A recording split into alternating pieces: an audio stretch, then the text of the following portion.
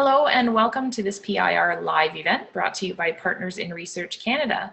My name is Stacey Joyce and I will be your host. Remember that you can ask questions anytime by clicking on the chat button in the top left-hand corner of your screen and typing out your question, making sure to send it to everyone rather than all panelists. And if you include your name, your school, or your city, we'll make sure to give you a shout out when we ask your question. So today's special guest for Let's Talk Day is Dr. Casi Cabrera. He is an associate professor of psychiatry in the academic department of psychiatry at Queen's University. Thank you so much for joining us. I'll let you take it away. Thank you very much. It's very nice to be here. Thank you very much for inviting me. Oh, we're happy to have you. So I'll give you a moment there to start your slideshow. Yeah. Let me get it here. So we have it there. Share screen. Okay.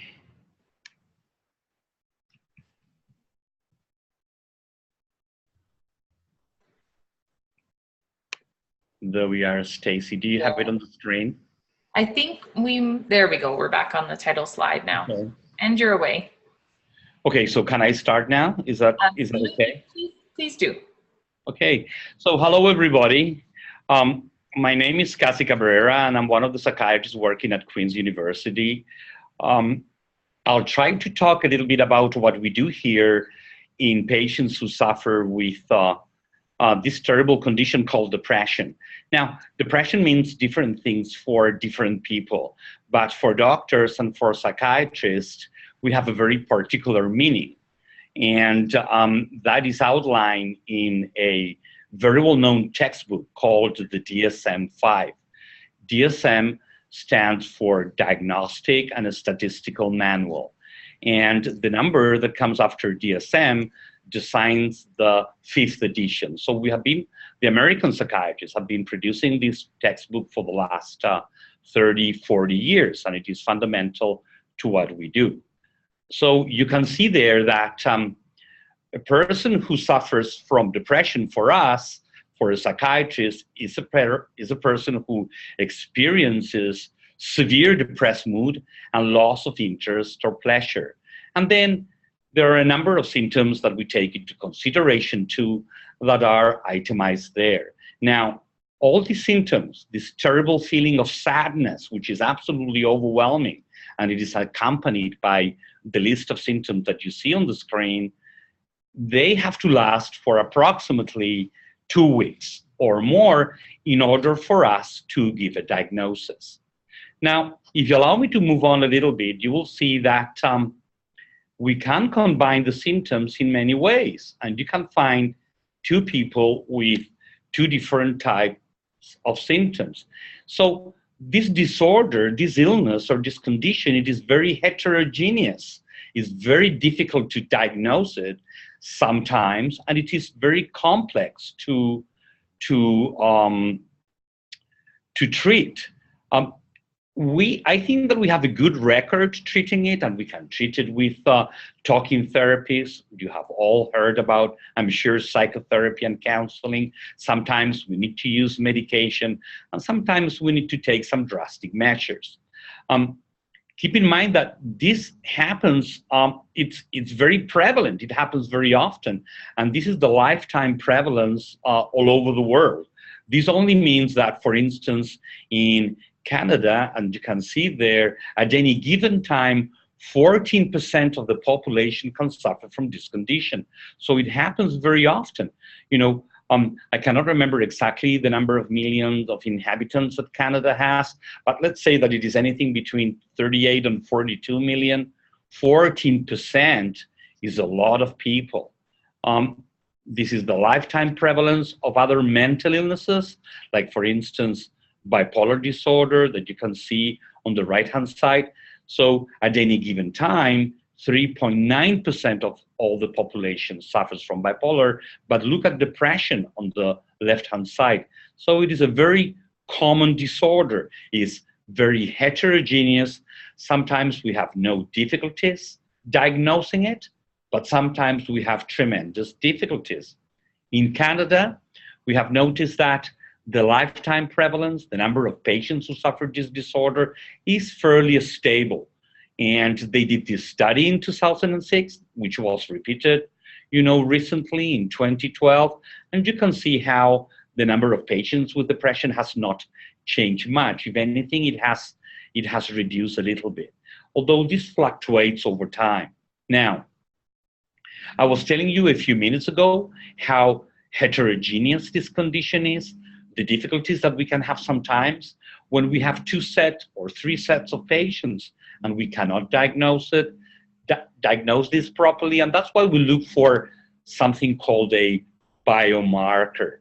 And you can see that I mentioned that in the second paragraph. Now, let me give you a very simple example. There is a gland in your neck called the thyroid.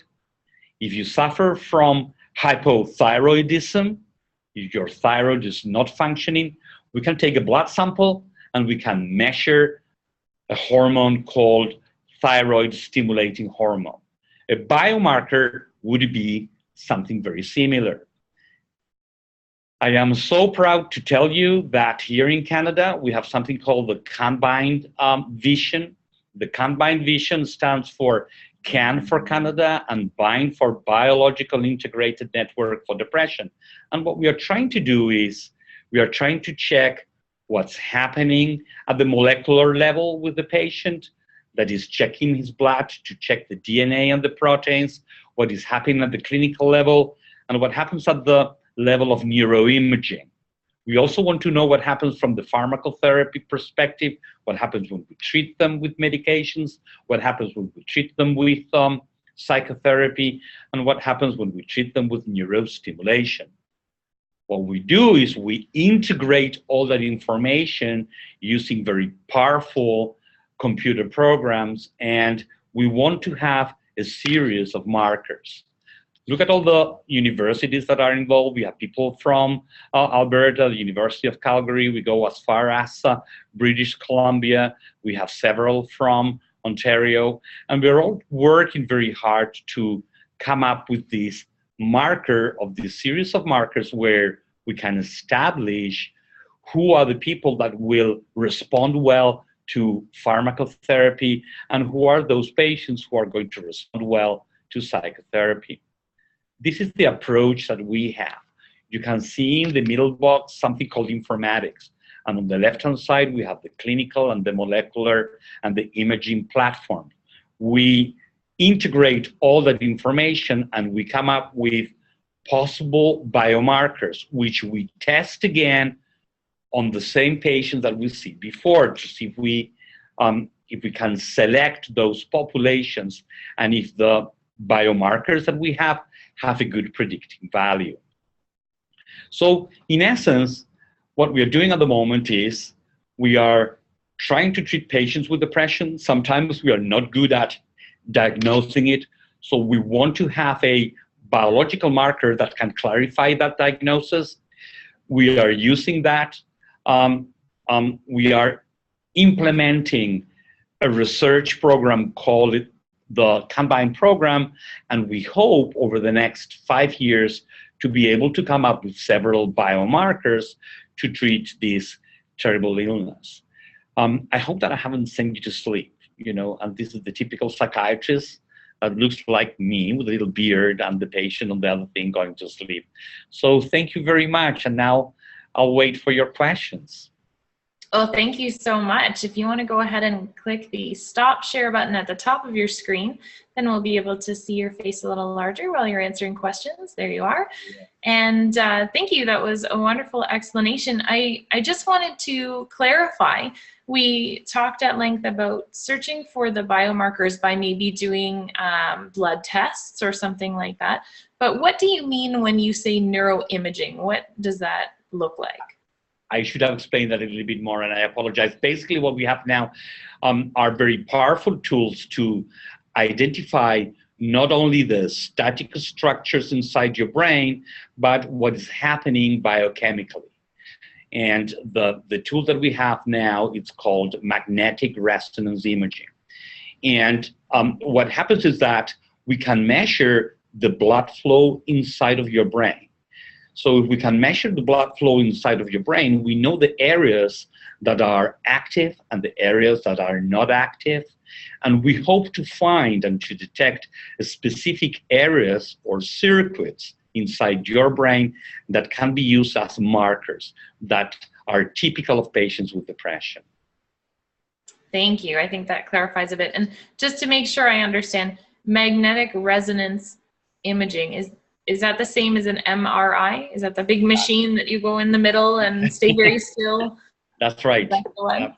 It's a Awesome. huge, I don't know if you have had one, but sometimes they can be quite frightening because they have this very powerful magnetic coil that generates a very powerful magnetic signal.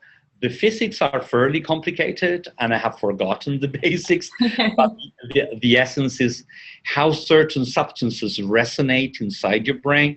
And with very powerful computer programs, we can actually measure that and express it in the form of a moving image.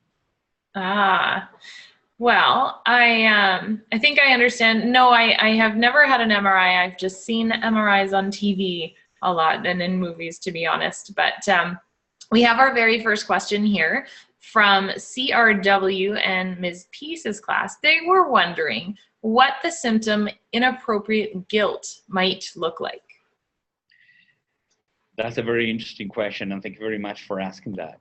You obviously were reading the slides. You know, the inappropriate guilt refers to the patient who feels guilt for things that he has done or he has not done in a disproportionate way. For instance, I remember a patient who a few years back, he's currently an inpatient in the ward. He's not doing very well, but a few years back, he bought a product, a weed killer, when he was in vacation in Mexico. That weed killer is banned in Ontario. And he lives by the lake, so he was using his weed killer. And at one point, he thought that the weed killer, because contained a banned product, was contaminating the whole lake, and everybody in Ontario was going to die because of him. So you can see how disproportionate his guilt was. That actually overlaps with the notion of a delusional idea. And I'm talking about a particular patient with something called psychotic depression. So what is the difference between depression and psychotic depression? Depression, the psychotic depression is a very rare form of depression that is extremely dangerous because it is associated with suicide and suicidal ideas, and because the patient expresses delusional ideas. The patient is irrational. He also experiences hallucinations, which are mostly auditory. He can also experience olfactory hallucinations, hallucination of his smell. They sometimes tell me that they are rotten inside. They are absolutely convinced of that.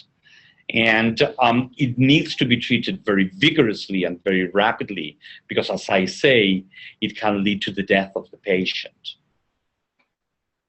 Wow. And you said that's a very small proportion of... Yes, that's a very small proportion. Right. That's a very small proportion. And those are relatively easy to diagnose. But then we have this huge proportion of patients who suffer from that constellation of symptoms that I was telling you before. And one of the problems that we have is how do we distinguish normal sadness that becomes chronic and becomes insidious and turns into depression? Where do we draw the line? Right. So our next question then is from Ms. Allen's class at Denlow Public School in Toronto, Ontario. And they would like to know, how long does an episode of depression last? Hello, Ms. Allen. Hello, class. I should have said that before. I apologize. In order to qualify in the current diagnostic system to be diagnosed as a depression, the symptoms have to run together for at least 2 weeks. The average duration of a depressed episode without treatment is 11.1 months. Sometimes they resolve spontaneously. So that means, when I'm talking about averages, that we have very short episodes that last weeks, and we have very long episodes. Now, can you imagine living with this terrible sadness, with the guilt, for well over a year? That has to be devastating. These were the patients who stopped drinking and eating and faded away and would die in the old lunatic asylums. That's why we need very powerful treatments, and that's what we need to identify and this treatment from the very beginning. I see. And back to Ms. Peace's class in Burlington, Ontario, they would like to know, in what ways can depression look different in young people, and is the way we diagnose depression in young people different than the way we do it for adults? Thank you very much for that question. That's a very, very important question. And I'm so sorry that I haven't got an adolescent psychiatrist here with me, because they are the ones that are far better than we are, at the time of diagnosing depression in younger people. We know that there are some differences at the time of the presentation of their symptoms. And we know that there are some symptoms that perhaps are more prominent in the younger patients. For instance, we know that hypersomnia, sleeping far more, tends to happen more often. We know that the irritability and the moodiness can also be a marker, whereas in elderly people or in middle-aged people like me, the presentation would be slightly different. We know that young people, because they feel down, they start self-medicating, which is terribly dangerous. And then we find people drinking alcohol to excess or smoking a lot of dope, So we have to be very alert to these kind of variations in the typical syndrome. Right. And Ms. Glassman's class in Guelph, Ontario, would like to know, can depression be cured? Yes, it can. It can be treated very well. There are several schools of thoughts in psychiatry at the moment. I know that we can treat it, and that it can be treated very well, meaning that the patient goes back to his or her functioning before the condition started. We have to be very cautious, and we have to follow up the patient for long periods of time before we say that we have a cure. I think that the situation at the moment would be similar to the situation that we have with diabetes. We have a group of patients who experience recurrent depression, and those need to be looked after and followed up for long periods of time. And we have to engage them in a number of programs, recovery programs geared to changes in their lifestyle, etc., because obviously they are more sensitive than other people to adversities. Right. So next up, we have a question from Ms. Cardinal's class. They'd like to know what the difference is between mental health and mental illness.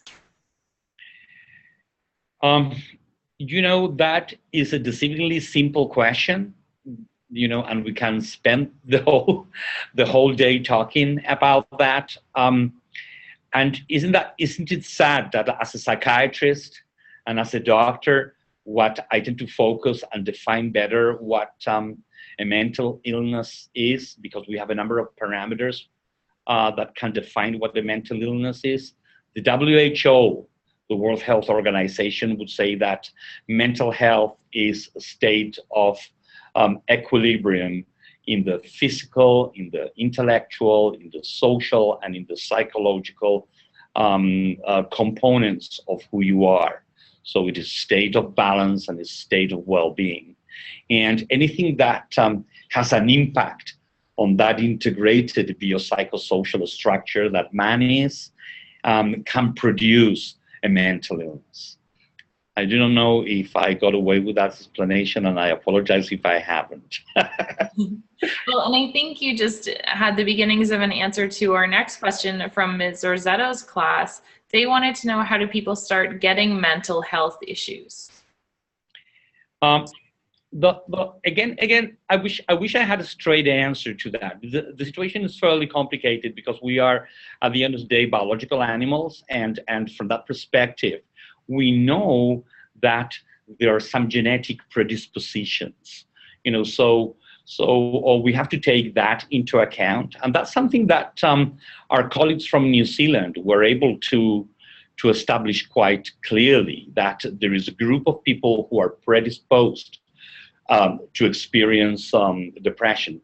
If they are exposed to a number of traumatic events in their childhood, the risk of them experiencing depression later on in their life is much higher than in the rest of the population. So basically, what we have is a significant and profound interaction between the biological nature and the cultural side, culture. And as a consequence of that, we can have a mental illness, and in particular depression. Right. And what other mental illnesses do you see commonly? I remember that I work as in the field of affective disorders, of the disorders of the mood. And if you remember the slide that I showed you at the beginning, the one that we most commonly see is depression, anxiety in the form of very sharp episodes of anxiety that happen very often during the day, can be seen quite commonly too. Those are the well-known panic attacks. We see patients with generalized anxiety disorder. We see some patients with schizophrenia, although that's it appears that's not as common as it used to be before. But those would be the mental health problems that we will find more commonly. And from Ms. Wright's class, Leah wants to know how talking to a psychiatrist or counselor can help depression. In many ways, because we have various structured ways to actually assist the patient with the problems that he or she has. What is now used, and it appears, and it is very effective, is something called cognitive behavioral therapy. What we do is we link what the patient knows, his cognitions, with his emotions. And what we believe it's happening is that there is a distortion in the way in which the patient deals with reality, leading to those distorted cognitions that in turn perpetuate the sad emotions. So in a way, cognitive behavioral therapy, what's going to do is going to teach the patient how to relearn to react against adversity in a different way. And we know that that has an impact on your brain. And as a consequence of that, the symptoms of depression, the sadness, the lack of motivation, etc., are reduced and eventually disappear. It's amazing how much of an effect it seems to have just when someone can talk about what they're feeling. Yes, it does. Keep in mind that sometimes depending on the severity of the depressive disorder, the patient will need different types of therapies, and the length of the therapy will change. It is different. I am seeing a patient now who he recently lost his brother. He's an elderly man, and he was his only living relative. And with 3 or 4 sessions of psychotherapy talking about the loss of his brother and how close he was to him, he has improved significantly. That's different from a patient who has been experiencing chronic and insidious depressive symptomatology for the last 2 years, who at the moment she's being seen by one of my colleagues, and she has needed well over 25 sessions of individual psychotherapy to start feeling better. So we have to use different techniques and different treatments for different presentations and different severities. And this brings back your point, I suppose, of the importance of the CANBIND project for finding some biomarkers for which of these options will work for a particular individual. Just bringing it full circle for you. Exactly. and that's the beauty of this what we hope to have results in the next 3 or 4 years, because what what we are going to do by selecting biomarkers is that instead of blindly recommending a particular treatment now, what we can say is there is an 80% chance, 8 out of 10, that if you use this treatment now, you will be better in a matter of 8, 10, 15 weeks, rather than saying, okay, I'm going to give you a little pill and let's see what happens, or I'm going to send you to this treatment and let's see what happens. We will have the tools to give, to predict what type of treatment is going to be the one that works for you. That's so exciting. I want to circle back to a question that I've had sort of pending here for a while. We've got a few minutes left. Ms. Milne's grade 5s want to go back to when we were talking about psychotic depression. They would like to know if you can be born with psychotic depression.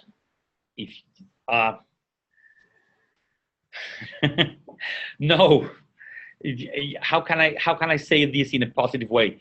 You can inherit the predisposition to psychotic depression, to a very severe depressive illness, but you're not born with psychotic depression.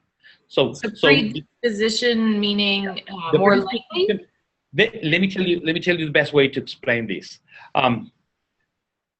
Say that you have one of your relatives, like a grandaunt or whatever, suffers from schizophrenia.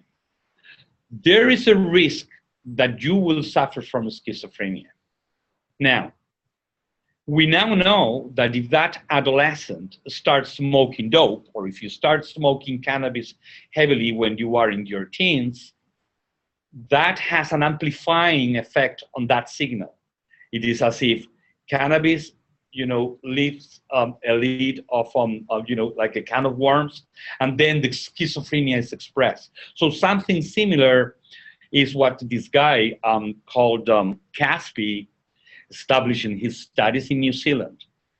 We can inherit a predisposition. Now, if you are submitted to systematic abuse as a child or as an adolescent, the risk of you developing that psychotic depression are magnified. If you are not, if that is actually caught at the beginning, then the risk of you experiencing those symptoms is the same as the rest of the population.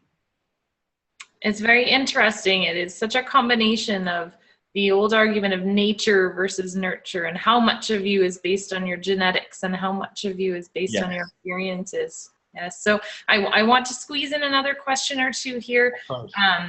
Madame Porter's class in Curtis, Ontario would like to know how they could calm themselves down if they were feeling anxious or panicky. For example, if they were under pressure. Are there some good strategies that you can impart on our viewers today?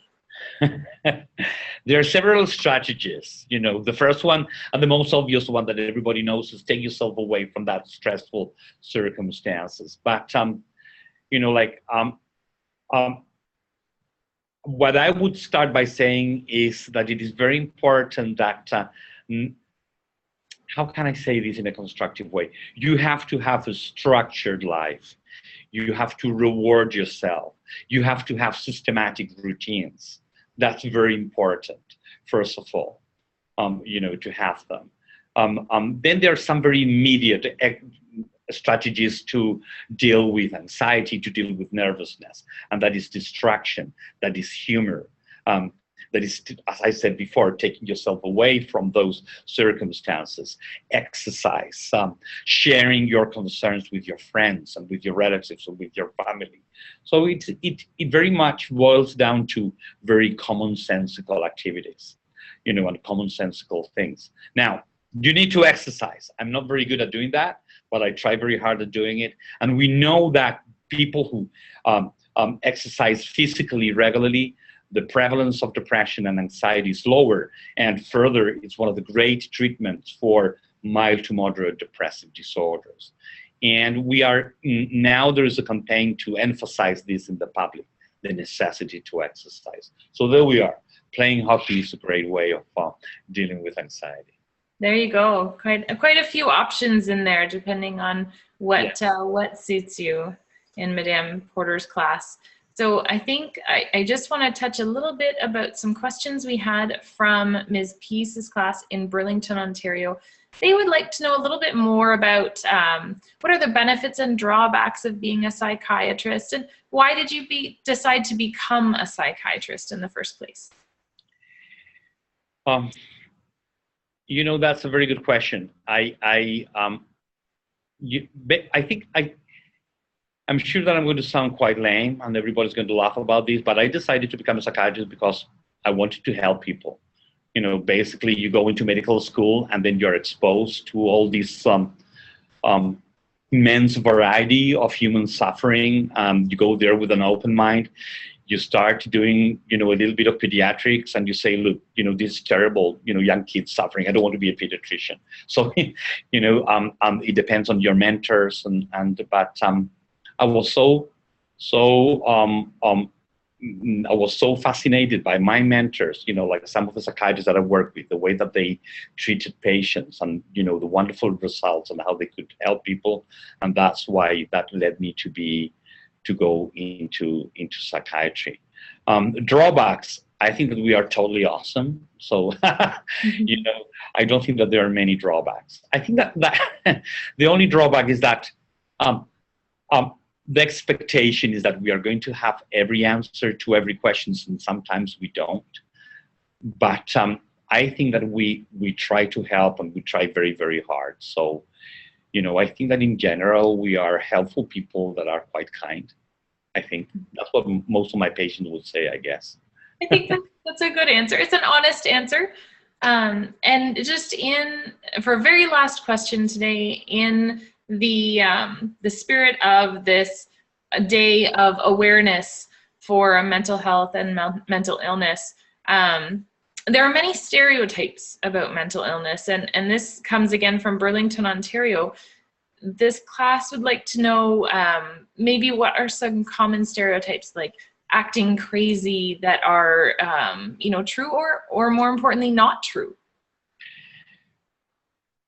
We have to shy away from stereotypes and be aware that we are stereotyping people. You know, you all know, if you know, like regarding psychiatrists, you know, I don't know if you can see me, but you can see my beard, you know, so in a way, you know, like that is the Dr. DP stereotype, the psychiatrist who is crazier than his patients, and we are participating in that stereotype. So can you imagine if we actually kind of, you know, have fun at the psychiatrist, the way in which we treat the patients? That's terrible. And that's part of today's day, you know, of Bell's talk, the necessity not to stereotype people, the necessity to have this kind of webinars, you know, to access information, to learn, you know, and to approach people who you feel that, or who you have been told suffer from a mental illness. They are people like you and me who suffer and suffer a lot. And perhaps what we should be is, you know, more open and more transparent, you know, with them. And I am so happy that we have this kind of days and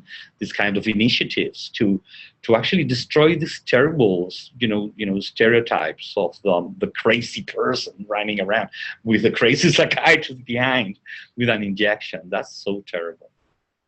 Well, thank you so much for weighing in on that one and for answering all of the questions that our viewers had today. I certainly learned a lot. I'm sure our students did too.